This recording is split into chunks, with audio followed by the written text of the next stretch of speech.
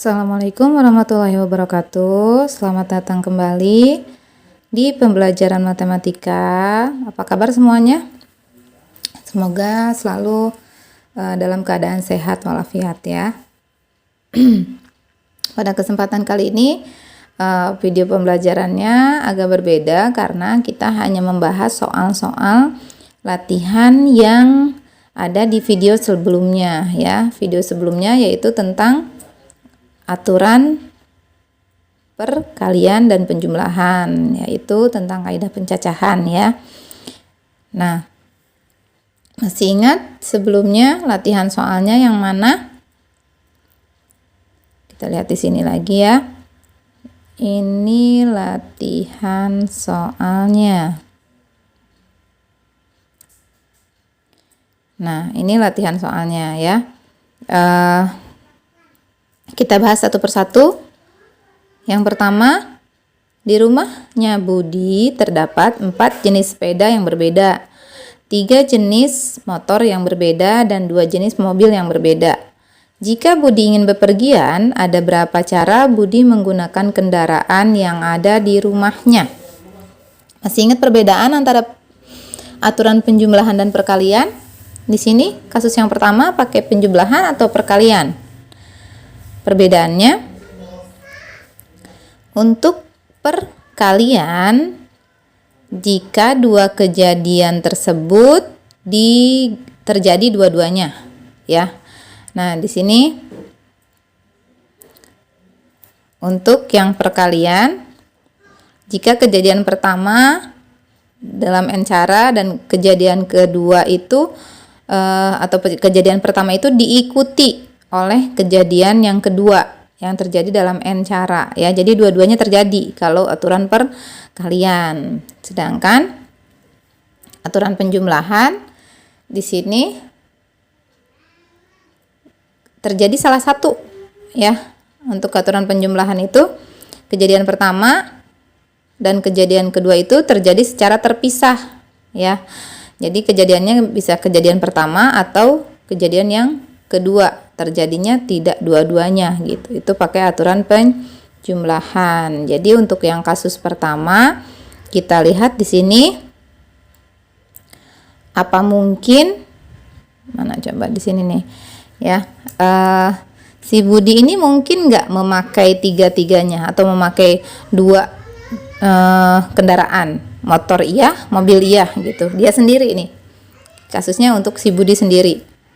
Mungkin nggak pakai tiga-tiganya, sepeda, motor, atau mobil dalam waktu yang bersamaan. Tidak ya. Jadi dia hanya pakai salah satunya saja. Dia hanya pakai salah satunya, bisa sepeda, bisa motor, bisa mobil. Jadi di sini pakai aturan penjumlahan gitu ya. 4 tambah 3 tambah 2 sama dengan 9. Gitu. Kemudian untuk yang kasus yang kedua atau soal latihan yang kedua, pengurus satu kelas yang terdiri dari 1 laki-laki dan 1 perempuan akan dipilih dari 8 siswa dan 4 siswi. Berapa banyak cara kemungkinan untuk membentuk pengurus kelas tersebut? Di sini dari 8 siswa dan 4 siswi, dipilih salah satu apa dua-duanya?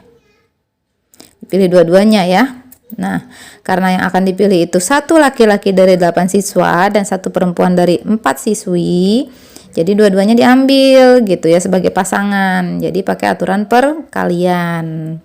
Begitu. Jadi 8 kali 4 sama dengan 32 kemungkinan pasangan pengurus kelas yang akan dibentuk begitu. Ya. Nah, untuk yang ketiga, dalam satu kelas terdiri dari 15 laki-laki dan 20 perempuan. Dipilih 1 orang saja untuk mewakili dalam lomba cepat tepat. Nah, berapa banyak kemungkinan terpilihnya perwakilan kelas tersebut? Pakai aturan penjumlahan atau aturan perkalian? Nah, ya, karena yang akan dipilih hanya 1 orang, bisa dari 15 laki-laki atau dari 20 perempuan. Begitu ya. Jadi di sini pakai aturan penjumlahan karena yang terpilih dari salah satu kelompok saja, begitu. Ya.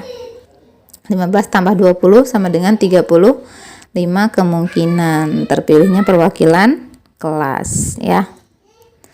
Nah, Yang terakhir di sini, dari kota A ke kota D dapat melalui beberapa jalur seperti gambar di bawah ini. Dan di sini dari kota A mau ke kota D, jalannya ada banyak, kemungkinannya ada berapa jalan nih yang bisa dipakai. Di sini misalnya lewat atas nih ya, kita lihat dulu nih jalur atas. Nah, jalur atas itu dari A ke B ada berapa jalan? Ada 3 ya. 3 bukan 4. Banyak yang terjebak 4. Nggak tahu dapat dari mana ya, atau terjebak dari Google mungkin ya. Ini sengaja dimodif biar tidak mirip banget gitu ya. Di sini dari A ke B ada 3 jalan. Ada 3 jalur, dan dari B dilanjutkan ke D gitu. Jadi di sini jalur yang pertama dengan yang kedua ini dilanjutkan. Jadi pakai aturan perkalian 3 kali 3 ya. 3 kali 3 sama dengan 9 begitu. Itu jalur atas. Sekarang kita lihat jalur bawah. Sama ya. Jalur bawah dari A ke C itu 3, dari C ke D itu 3 juga. Jadi karena dilanjutkan dari A ke C lanjut ke D gitu. Pakai aturan perkalian juga ya.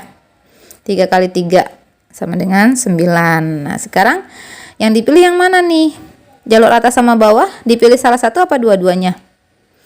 Salah satu ya. Bisa lewat atas atau bawah, tidak dipakai dua-duanya kan?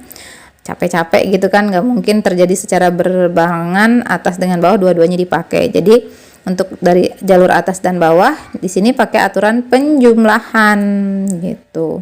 Bisa lewat jalur atas atau jalur ABD nih ya, atau lewat jalur bawah lewat ACD. Jadi ditambahkan 9 tambah 9 sama dengan 18 jalur yang dapat dilalui dari kota A ke kota D, seperti itu ya. Itu pembahasan soalnya. Untuk lain kali lebih teliti dalam membaca atau memahami soal ya sebelum dikerjakan. Begitu. Terima kasih. Assalamualaikum warahmatullahi wabarakatuh.